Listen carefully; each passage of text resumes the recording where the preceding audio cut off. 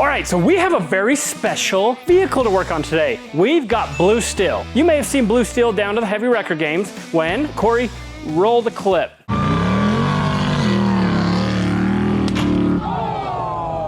gonna let Robby fix that. Did something happen?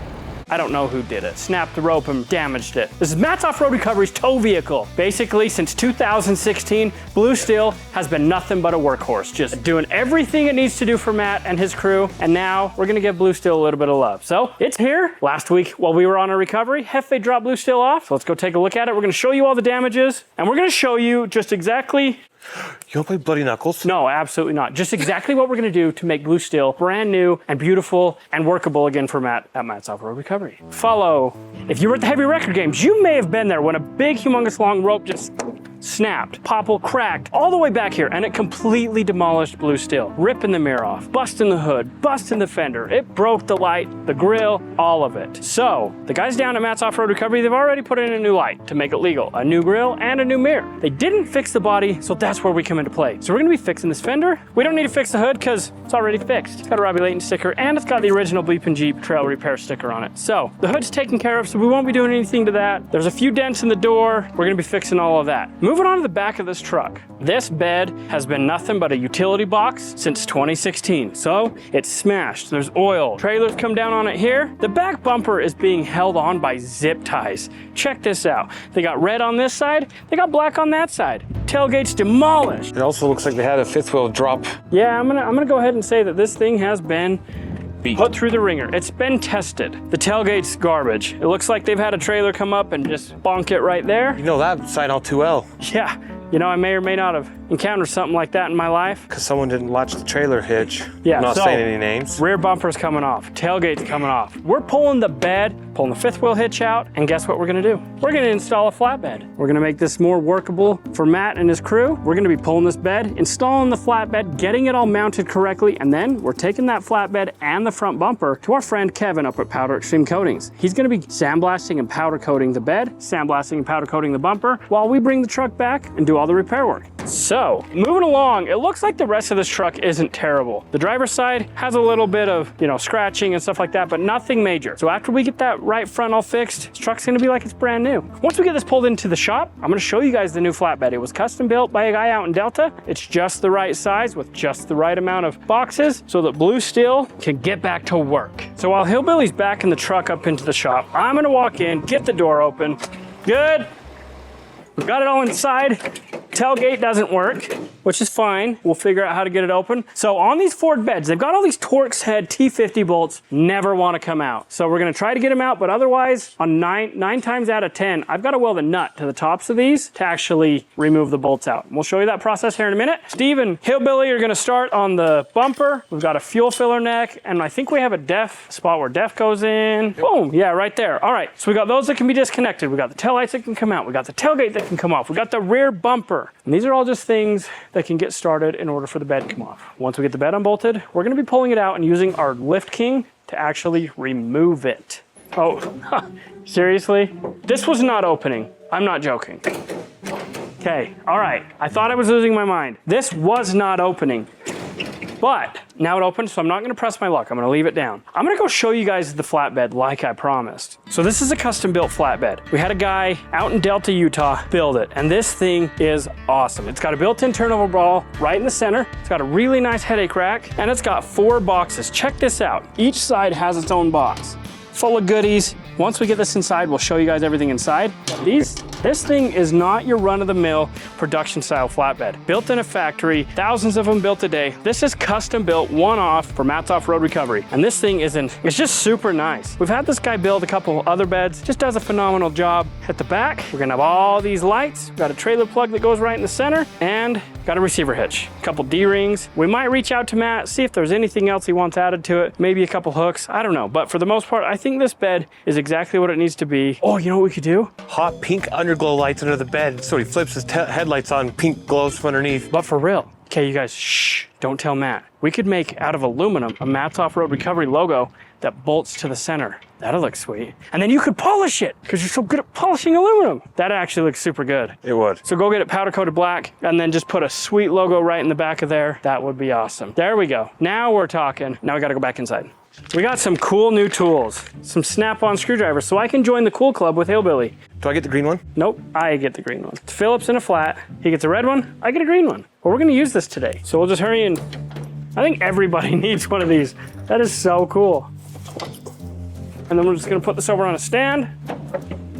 It's just that easy. Tailgate, expertly removed. So I had a fan from Germany come all the way to my shop and he brought me this little cool set of sockets and bits from the Bosch company. So thank you. He also brought us some candy.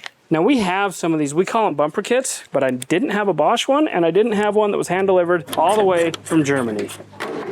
When it comes to the wiring, because we're gonna actually use BlueSteel when we take the bed up to get it powder coated. So we're not gonna cut any wiring. We're just gonna undo the taillights because we're gonna zip tie these to the flatbed in order to get it to Salt Lake because we're not gonna wire it until it comes back. We'll just take all the wiring harness out of here and then we'll be able to put those taillights on the flatbed and get it up there. Got that done. Beds aren't too bad. To pull a bed, they usually have 6 to 8 bolts. This one happens to have 8. Look at that, trail repair.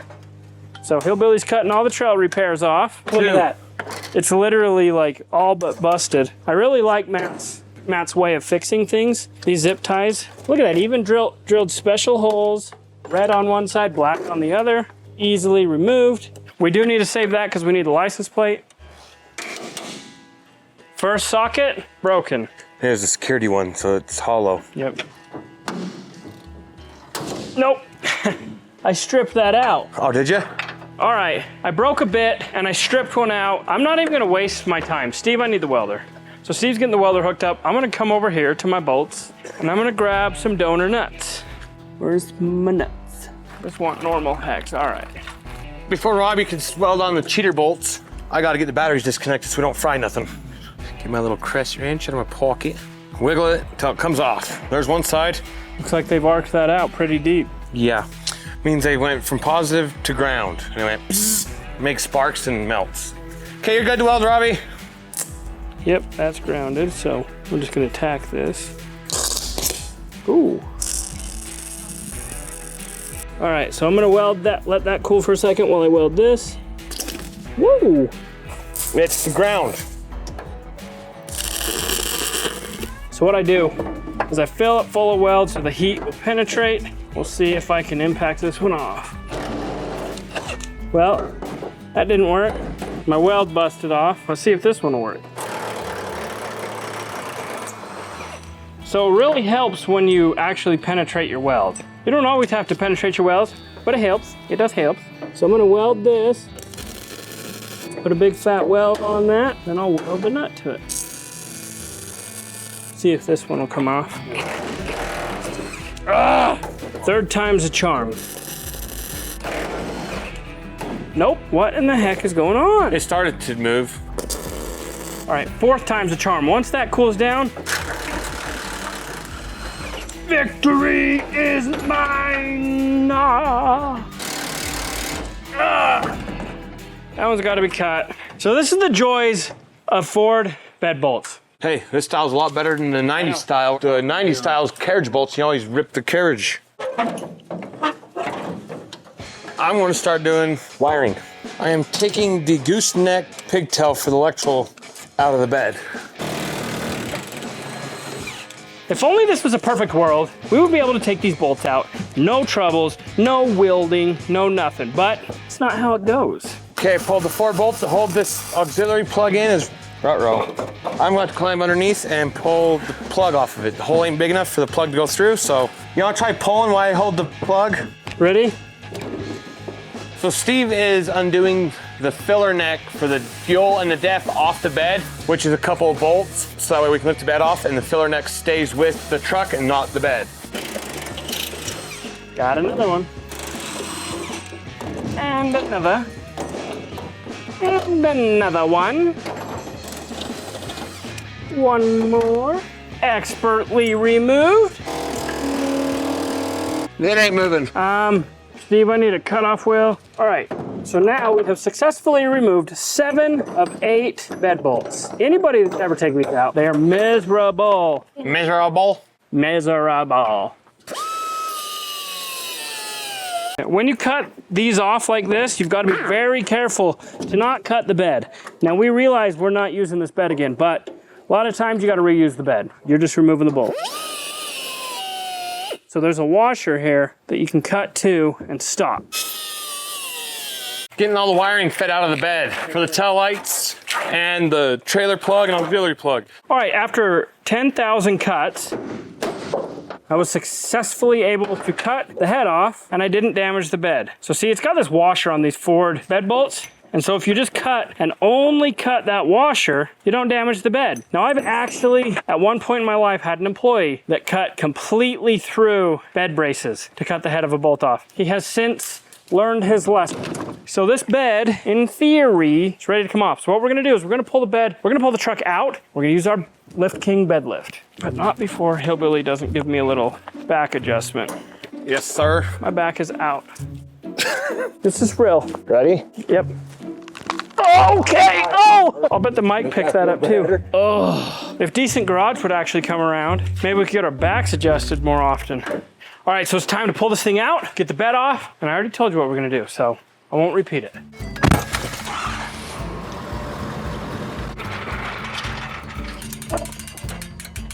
All right, so the nice thing about this lift, yeah, there's 3 of us, but you can do this with 1 person. Normally it takes 4 people. 1 person picks up each corner. Make sure you get pressure on the front so it's wanting to lift. And then you just go straight. We good? All off. Okay. Just as simple as that. Just as simple as that. So Hillbilly's getting this bolt off that we cut. Hillbilly has to cut the nut plate off with the bolt still stuck in the nut. This is the hitch that we're gonna pull off, and then we're gonna clean off all this dirt. So I'm trying to take this tube off for the spare tire. Got it. You know what I'm gonna do? I wanna pull over to the car wash. Get this stuff off and then we don't have to clean up the mess here. You just use a pry bar and you pry up a little bit. These have little locking retainers on the inside. Right there. Pop it up and they come right off. Up. Hitch is off. So we're dropping the spare tire out and then gonna get the hitch out. That's a lock. You have to have the key to pull that out. Once you do, then this slides out of this to where you can put the actual key into it. No, there's no way there's a lock. I've seen the sockets. There's a socket that fits that. So Steve's gonna get the hitch all unbolted. We'll drop the hitch out and then we're gonna go blow off all this dirt. This sand hollow. Yeah, all the sand hollow. There's some hefty duty bolts. I'm gonna run over, spray this all off real quick, get it nice and clean so we're not crawling under it. Well, it'll be dripping on us a little bit, but it'll dry up. But I'd rather water than dirt falling on my face. Hillbilly's gonna go get the old telehandler started, get that bed lifted, and we're gonna figure out how to mount it. I know how we can mount it. Miller mount it. Weld it. We're probably gonna have to. All right, good news. I was able to get this little lock out. I don't know how, but I did. But that's cool. So now this will fit down inside of there and it will lower and raise your spare tire. We're getting places.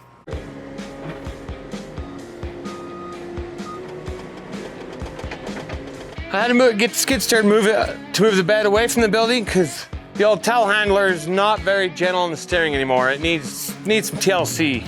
So now I'm going to get the telehandler, put the forks on the bed, run some straps across from rail to rail, and pick it straight up. It's all hooked up. Now let's lift it up and make sure it's going to go up even.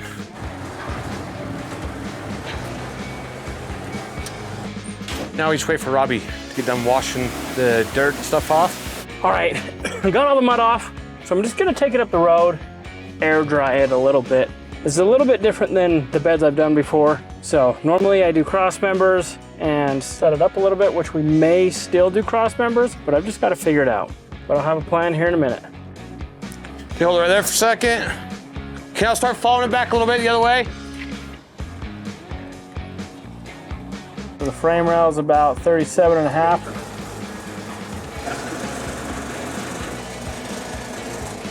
we'll do 2x2 cross members, which will give us height. Not bad looking though.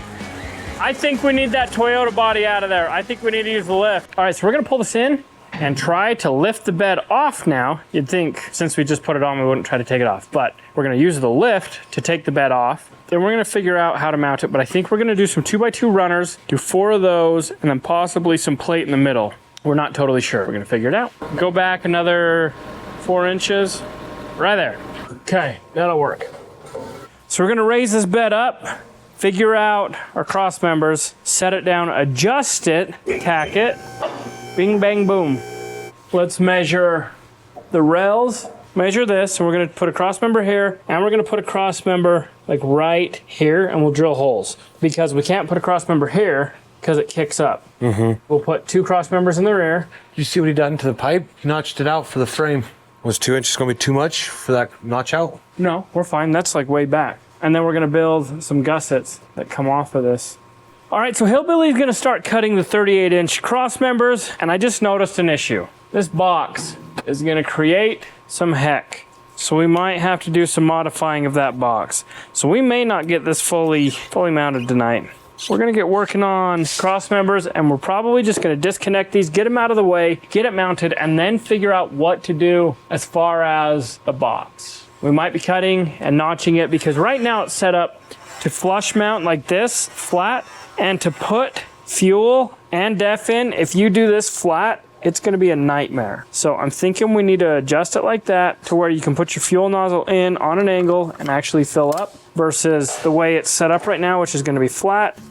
Got my first one marked at 38 inches. Here's your number 1. I just got the filler necks off. For the def and the fuel are off. Hillbilly's got one of those cut. We're gonna cut 3 more. So I'm gonna tape up the holes that are open now, moving right along. Last but not least, number 4. Frame on these Fords are not parallel. So the frame on this is exactly 38 inches from outside to outside the whole length. This varies. So it starts out wide, narrows down, and then widens a little bit. So we're finding our center marks, then we're measuring to this mark, and then we'll be able to get our bolt holes. So it's a little bit of a process, but it'll be worth it. That way everything will stay true the whole way through, and we'll be able to set the bed down, put this to the outside of the frame rail on each one, boom, boom, boom, boom, boom, and it will be square. All right, so we're gonna do this to all 4. Got our marks. We're gonna make sure that everything is true and level all the way through. It's pretty good through there. So we'll get 2 1/4-inch shims on each side, and that should all be equal. I'm drilling the holes where we can put the bolts to bolt the bed down to the frame. All right, so I just made me some 2x2 square spacers with a just oversized 1/2-inch center hole. I am going to cut them out on my plasma table, and then we'll deburr them. Haven't used this table in a while, so it's kind of nice to make a few things. There is a couple little burrs on these. We're hanging them ground down, so that way it sits flush and flat on the frame and the runners. 2 inches off the edge of the frame, 22 inches off the edge of this frame. So you can see right there, let me center punch these for you too. Those will stay 1/2 inch. So we have a little bit of Yep, adjustment. just a little bit of adjustment if we need. So we gotta drill holes, one on this side and one on the passenger side for the second to back runner, because there's no holes for it where we're putting the runner. All right, so we've got 3 of the 4 runners on. Back here on the 4th one, we're gonna have to put 3 little spacers. So we've built 6 spacers now. Those will sit like that. But look at this. Boom, right on the money. And that's hitting all 3. We got a little baby gap. That'll be no big deal. We'll be able to set those rails down on perfect, tack them, pull this off. But what we're doing here is we can't get the bolts in. So the bolts that we want to use, we've got to have them super long to go through these washers. And so we're drilling some bigger holes. We're gonna drop the bolts down in and then weld them up. So these will not fit in there. So we're making it work. All right, so we're gonna check all our runners. Barely, a little bit here, but it's touching the back and the front. I bet you 1 plate would be enough on this one. Or do you think 1 plate might do too much? Too much. It looks like there's a gap in between our spacer. We could make a 3/16 spacer up here and bring it down, or just fill that with welds. I think that's perfectly fine. I think once we set it down, we're gonna be more than perfect. Let's check the other side. There's such a small gap. We're gonna back this truck up, set the bed down, make sure it looks good. It's enough that we can adjust. How big of a gap do you want between it? This is looking pretty good, but what we wanna do is be center in the wheel. So we need to go back a little bit, looks like. All right, so I'm gonna do some fancy measuring. 18¼ is gonna be our center point. It's actually pretty centered, actually. Let's just line the front edge of the bed up with the front edge of the crossmember. We need to go back a little. It's pretty good, actually. So I'm about 2¼ roughly. No, we're about dead even. The gap looks good. The back window's pretty square. All right, so we've measured everything and we've got it pretty square on the frame. Now what I'm doing is just looking at body lines, looking at symmetry, looking at the back window opening. Looks pretty good to me. I think that is right where we need this thing. Just gonna double check. Yeah, I think it's pretty dang good, actually. I can shake the tape measure in there. Shake it in there. So I'm gonna go ahead and tack them all. Actually, we should probably make sure we can get that bolt out first. We've got one bolt that you're probably gonna have to drop the gas tank to actually install it. It's the only difficult one. Other than that, we can get to all 7 of the other ones. So let's make sure we can undo that one, and then we'll tack it, and all will be good in flatbed land. So we are able to get a wrench on the nut. This shouldn't be that hard, but it is. Oh yeah, oh, give me the wrench. Okay, those are tacked. I just gotta go to the back now. All right, so I have all of the braces welded, well tacked. Hillbilly's going through and getting all the nuts and washers off. As soon as he's got that, we're gonna lift this bed straight up in the air, move the truck so that we can get these braces all welded up. Then all we have to do is we're gonna put a brace on the rear that reinforces the frame to the hitch. But what we're gonna have to do is cut up the factory, receiver, because it's got a big old bracket that we can use that'll bolt to the bottom of the frame, and then we'll weld some supports onto the back of the bed that'll bolt on, so it's removable, but it'll act as a gusset for that hitch, because it definitely needs some help back there. Then we'll have 8 bolts. That'll be all bolted up. This isn't gonna go anywhere. This is gonna be super sweet. All you do is weld the guts right there. Yeah, into but we'll use this, yeah. and bolt them together. And we'll use it to bolt. That'll do, donkey. Yeah, this is gonna work good.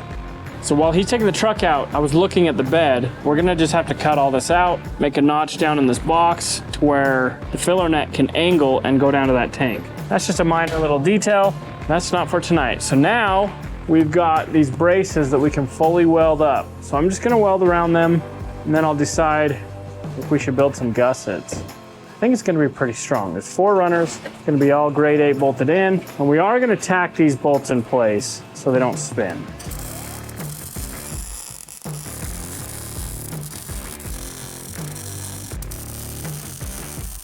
All right, so we've got the underside braces completely welded in. This is ready to go back on top of BlueSteel, get bolted down. We've got to just do one little brace at the rear for the hitch, one little modification for the filler neck and the def filler, and this will be ready to bolt on and take up to Kevin at Powder Extreme Coatings to get this thing sandblasted and powder coated. But that's for another day. All right, so we got a ton of stuff done on BlueSteel. We got the old bed off. We got the new bed ready to be bolted back down. That's all we got for today. So as always, we appreciate you. If you enjoy this video, go check out this one.